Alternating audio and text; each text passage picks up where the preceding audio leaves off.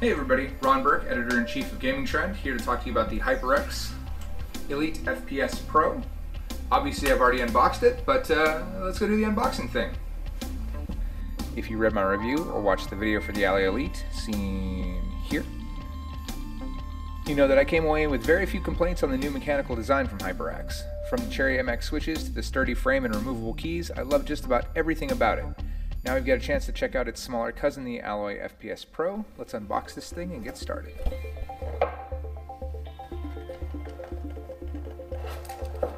That does not want to come out.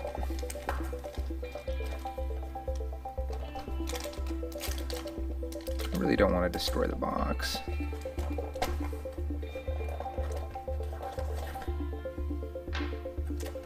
Oh, that's because you don't take that part out.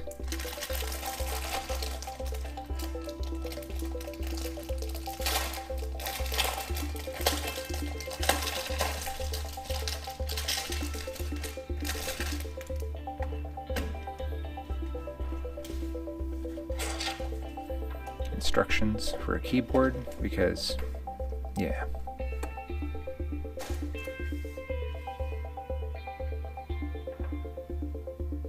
You'll also notice that there's no large cable coming out of the top. No, this is not Bluetooth, it is simply removable. I do dig these braided cables, as you can see, nice and close. They do a pretty good job of ensuring that you don't have any sort of fraying or wearing out at these pinch points. Again, also a nice feature. HyperX puts them into just about every device they make.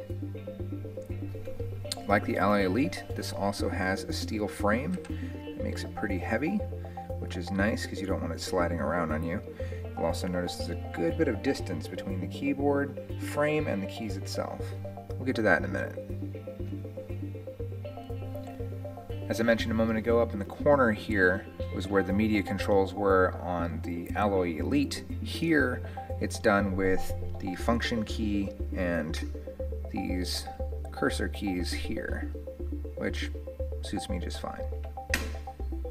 You may have noticed as we unboxed everything that there's no wrist rest. Since you probably won't be doing a ton of typing, as this board's meant for gaming, you really don't need it. On the Alloy Elite, I came away a little sad that the port on the back is USB 2.0 instead of 3.0, but it's actually slightly worse on the FPS Pro. The port on the back of this keyboard is used exclusively for connectivity. There is no pass-through port for connecting a wired mouse or even charging your phone. On a more positive note, the FPS Pro does allow you to pull the keys and replace them. I just so happen to have a pair of keycaps here. Sold separately, of course. Just like its bigger brother, underneath the hood are Cherry MX red keys, my personal favorite. Put these open.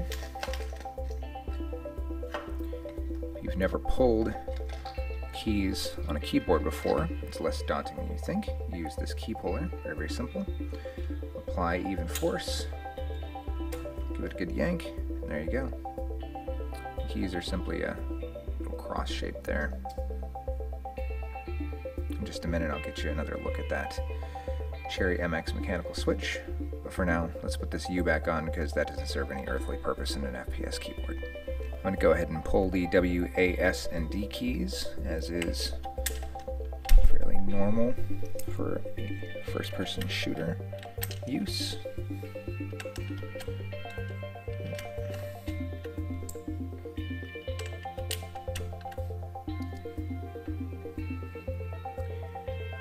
These keys, just like on its larger brother, have a bit of a texture to them and a little bit of a slant to them, which is nice for finding that home row while you're playing without having to actually use your eyeballs.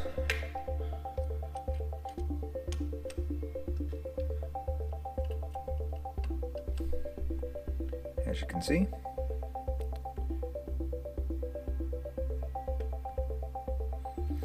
now these keycap upgrade kits do also include Q, E, R, and F, which if you're a mobile player, you probably have some idea of what those do. I'm not, so we're not going to put them in. The Cherry MX keys require just 45 grams of linear force to travel the 4 millimeters to actuate. It's about halfway down. It's a total of 8 millimeters travel. This is great for first-person shooters where milliseconds actually matter. I wanted to give a quick comparison in size between these two keyboards. As you can see, the Alloy Elite Pro, full-size keyboard, 10 keys over here. As I mentioned, lighting, multimedia functions.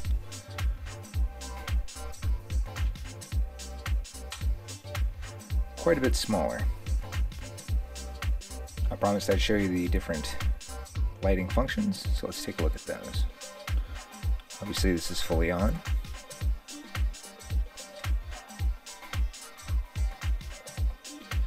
It's the pulsing light style from both of them.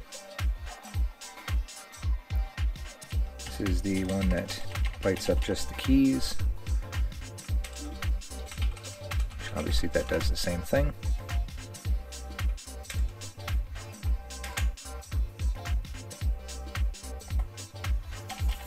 This is the one that sends out kind of a pulse. Does the same thing here. And that wave.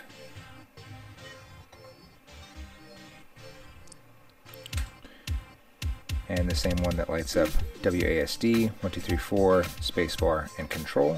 This is obviously pretty handy for LAN gaming as most of the time you're going to be in the dark.